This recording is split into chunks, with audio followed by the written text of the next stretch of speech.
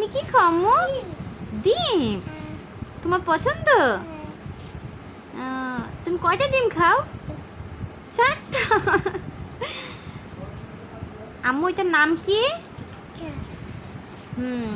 তুমি কি খাচ্ছ? আবার বলো তো, আবার বলো কি খাও? তুমি আবুকে দিব না? আপুকে আনবে না?